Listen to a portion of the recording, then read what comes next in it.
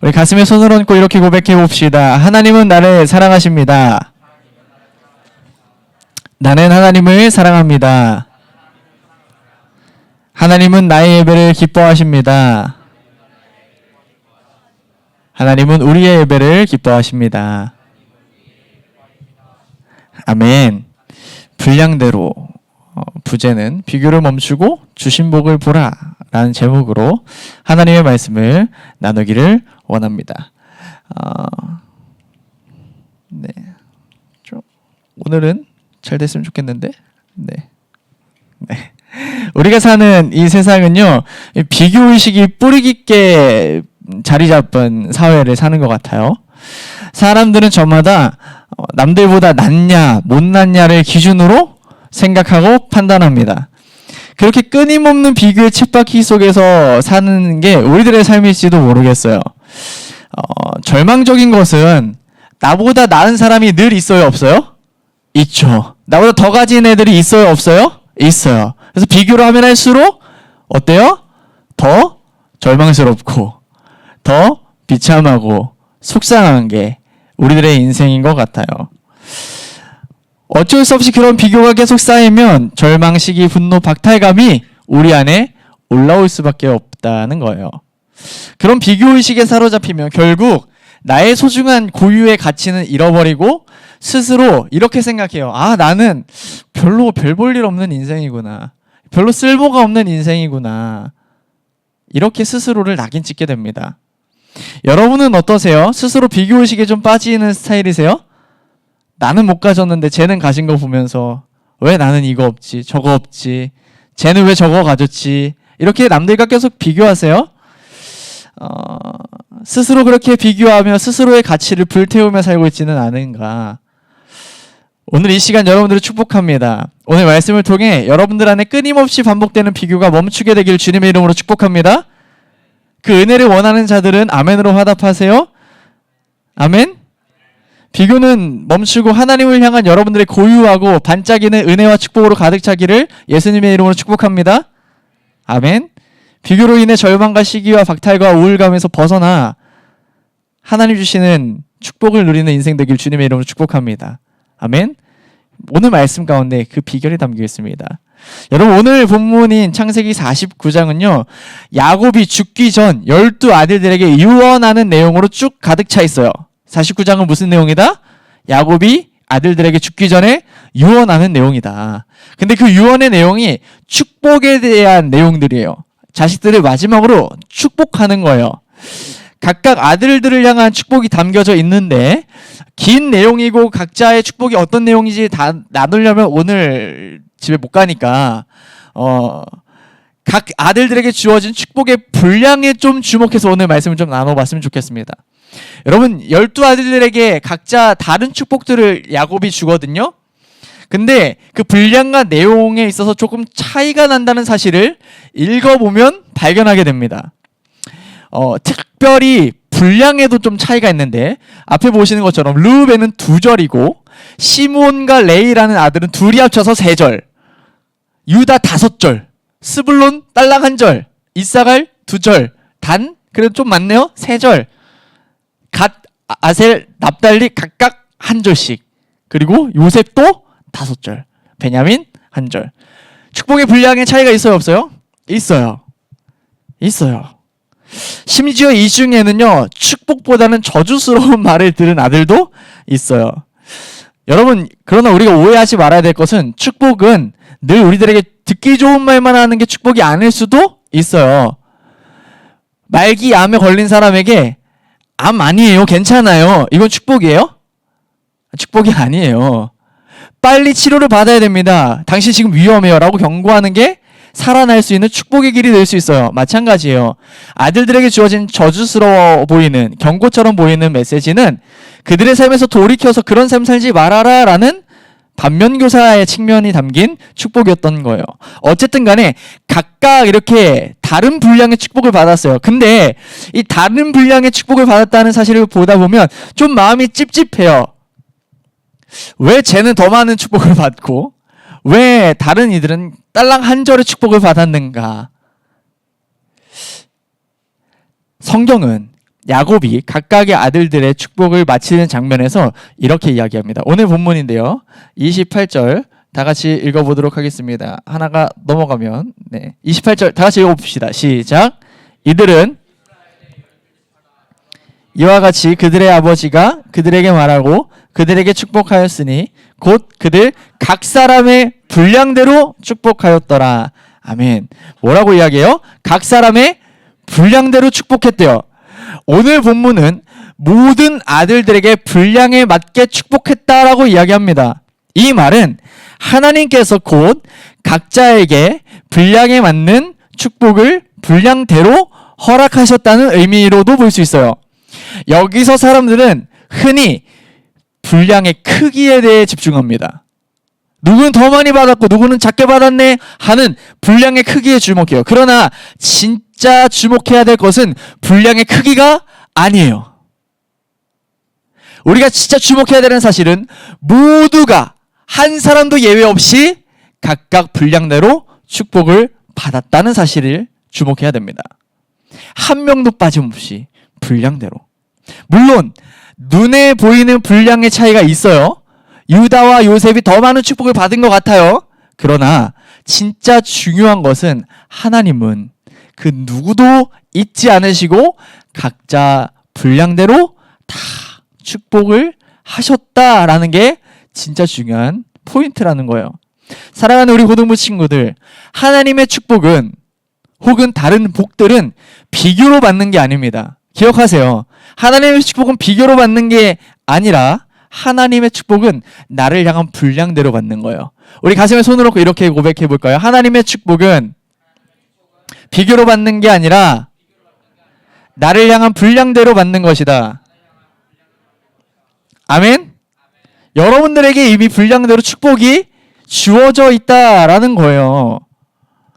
나를 향한 분량, 이것을 놓치면 우리는 누가 더 큰 복을 받았는가, 남은 어떤 복을 받았는가에 관심 갖게 되고 비교의 함정에 빠지게 됩니다. 만약 한 절의 축복을 받았던 형제들이 더 많은 축복을 받았던 요셉과 유다를 보면서 왜 쟤들은 더 많은 축복을 받았을까? 이런 질문에 빠졌다면 자기가 받은 축복을 누리지 못하고 서로 비교하다가 시기, 질투, 분열로 저주스러운 인생을 살았을지도 모르겠어요. 분명 복을 받았는데, 축복을 받았는데 그 축복을 잃어버리고 아픔과 상처와 실패와 저주 가운데 인생을 살았을지도 모른다는 거예요. 인생이 비교와 시기와 질투와 분열로 가득 찬다면 여러분들의 인생은 얼마나 피곤하겠어요. 얼마나 괴롭겠습니까? 늘 불안하고 초조하고 남들보다 더 가는 모습들을 보면서 속상해하고 분노하는 안타까운 인생이 될 수도 있지 않겠습니까? 성경은 누가 가장 큰 복을 받았는가에 줄 세우는 거에 관심이 전혀 없어요. 전혀 없습니다. 그저 하나님이 각 사람에게 주신 분량대로 주신 복이 무엇인가, 각자에게 주신 은혜가 무엇인가에 관심이 있다는 거예요. 비교는 남의 분량을 보게 하지만 믿음은 하나님이 내게 주신 분량을 보게 합니다. 우리는 누가 더 큰 복을 받았는가, 이 비교로 가득한 질문을 이제는 좀 내려놓아야 해요. 왜냐하면 이미 우리는 분량대로 축복받은 사람들이기 때문입니다.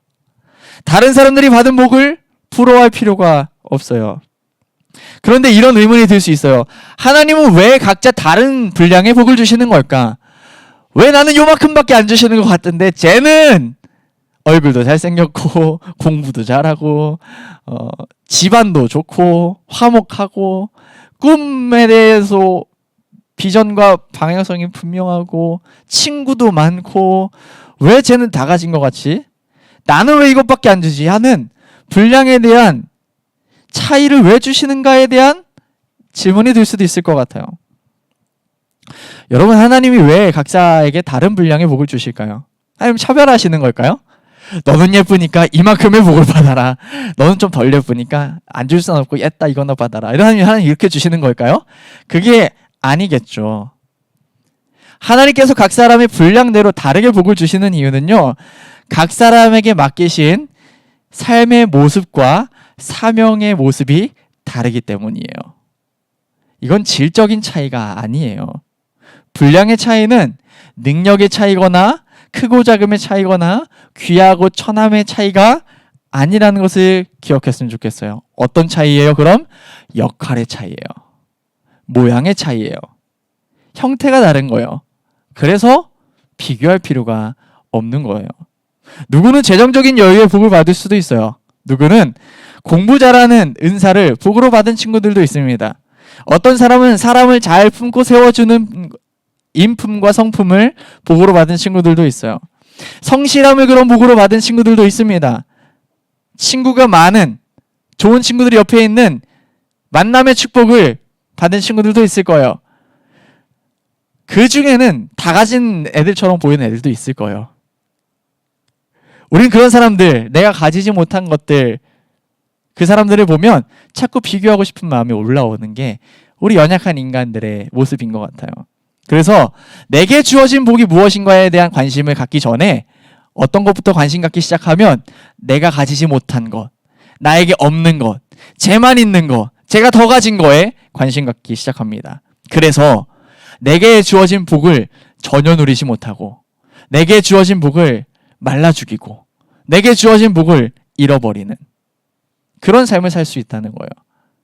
내게 이미 주어진 복을 발전시키고 누리고 기쁨으로 취해도 우리들의 인생이 너무나도 아까운 이 시간들인데 진짜 중요한 이 일들을 놓친 채 비교하며 억울하게 절망 가운데 아픔 가운데 살아가는 사람들이 너무나도 많다라는 것입니다. 여러분, 예수님께서 하신 말씀 중에 달란트 비유가 있어요. 달란트 비유 혹시 알아요? 5달란트 받은 사람, 2달란트 받은 사람, 1달란트 받은 사람 각자에게 종에게 달란트를 맡기고 주인이 집을 비우게 돼요. 근데 이 각각의 다른 양의 달란트를 맡기고 떠난 이유를 성경은 이렇게 말해요. 각각 그 재능대로 맡겼다. 각각 다 분량대로 맡긴 거죠. 5달란트 받은 사람은 그것을 미천 삼아서 5달란트를 남겼어요. 그리고 2달란트 받은 사람도 똑같이 열심히 일을 해서 2달란트를 남겼대요. 그런데 1달란트 받은 사람은 어떻게 했대요? 각종 이유와 핑계를 대면서 땅에 묻어버려요. 맡겨진 것에 주목하지 않고 충성하지 않았습니다. 아마 그는 이렇게 투덜댔을지도 몰라요. 뭐야, 나도 5달란트 받을 수 있는 능력이 되는데 나도 2달란트 정도는 챙겨줘야 되는 거 아닌가? 왜 나만 1달란트야? 그는 자신에게 맡겨진 것보다 자신이 받지 못한 것에 더 마음을 두고 있었을지도 모릅니다. 그런데 여러분 아세요? 그거? 1달란트 받은 사람이 받은 그 1달란트는 결코 적은 금액이 아니에요. 하루 노동자 일사학을 단위로 계산해서 1달란트를 계산하면 오늘날의 가치로 약 5억 원의 가치를 가집니다. 여러분들에게 5억을 그냥 생돈으로 준 거예요. 현찰로 일시불로. 작아요? 작지 않아요. 결코 작지 않습니다. 그런데 내게 주어진 것을 보지 못하고 남이 가진 걸 보기 시작하면 내가 가진 그 1달란트가 어떻게 보여요? 초라해 보여요. 작아 보여요. 부족해 보여요. 볼품없어지고 축복으로 주어진 그 달란트가 볼품없는 불평거리, 시기거리가 되고 만다는 거예요. 사랑하는 고등부 친구들, 중요한 것은 내게 주신 축복을 발견하고 그 가치를 아는 것입니다. 그리고 그 분량대로 주어진 복을 누리고 사용하고 열매 맺으며 사는 삶이 훨씬 더 중요하다는 거예요. 사랑하는 고등부 친구들, 아무리 큰 복을 받아도 그 축복을 누리지 못하면 소용이 있을까요? 없을까요? 없어요. 근데 비교는 그런 삶을 가능케 만들어요. 아무리 큰 축복을 여러분들에게 주어도 계속 비교하기 시작하면요, 우리는 그 축복을 전혀 누리지 못하고 살아가요. 반면 아무리 작은 복이라도 그 복을 누리면 내 삶은 복된 인생이 되는 거예요. 축복의 주인공이 되는 거예요. 사랑하는 여러분들에게 묻고 싶습니다. 여러분들에게 주신 복은 무엇입니까? 여러분들에게서 주신 하나님의 복은 뭐예요? 이 질문에 강수님, 저는 복이 없는 것 같은데요, 제 인생은 망한 것 같은데요 라고 생각하는 친구들이 있습니까? 근데 진짜 정직하게 잠깐 멈춰가지고 생각해 보자고요. 진짜 여러분들이 받은 복이 없어요? 진짜 없을까요? 시간이 조금 필요한 친구들은요, 오늘 집에 돌아가서 꼭 여러분들에게 받은 복을 한번 생각해보고 적어봤으면 좋겠어요. 생각보다 많을지 몰라요. 우리 가정은 조금 불안하지만 그래도 나는 건강하고, 내게는 친구가 있고, 혹은 나는 친구는 없지만 내게 주신 귀한 달란트와 재능들이 있고, 혹은 나는 조금은 가난하게 살지만 예수님이 주신 비전이 있고, 무엇보다 나를 목숨 바쳐 사랑하시는 예수님이 내 안에 계신다. 여러분, 우리에게 주신 복이 생각보다 많을지도 몰라요. 없는 것을 세지 말고 있는 것을 세워보십시오. 저도 없는 것을 세기 시작하면 끝도 없을 거예요. 180이 아니고요. 저는 얼굴이 차오는가 아니에요. 재산도 그렇게 많지 않아요. 가난하고 어렵습니다. 뭐 남들에 비해서 잘난 게 있냐라고 말하면 뭐 내세울 게 없어요. 그러나 그렇다고 제게 복이 없느냐, 제게 주신 복이 없느냐, 그건 또 아니에요. 제게 주신 복을 주목하기 시작하면 저도 꽤 많은 복을 받았더라고요. 저는 여러분들이 아시겠지만, 간증을 들어서 아시겠지만, 소망이라고는 요만큼도 없었던 어린 시절을 보냈습니다. 근데 소망 되신 주님이 내 삶 가운데 들어오시는 복을 누렸어요. 절망을 묵상하던 자리에서 소망을 전하는 사람이 됐습니다. 놀라운 복이에요. 그 주님을 전하는 사명을 허락하셨어요. 꿈이 없는 자에게 꿈을 허락하셨어요. 저에게는 이미 충분한 복, 제 분량대로 주신 복이 있더라고요. 사랑하는 여러분, 여러분들에게도 그런 복이 있습니다. 그러니 비교의 함정에 빠지지 않게 되기를 주님의 이름으로 축복합니다. 다시 한번 말씀드립니다. 비교는 남의 분량을 보게 하지만 믿음은 하나님이 내게 주신 분량을 보게 해요. 무엇을 바라볼 것인가? 끊임없이 비교하며 스스로 불행한 삶으로 밀어넣는 삶을 살 것인가? 아니면 주신 복을 누리는 축복의 인생을 살 것인가? 여러분들의 손 안에 달려 있습니다. 이 시간 여러분들을 축복합니다. 이 축복을 받길 원하시는 분들은 아멘으로 화답하십시오.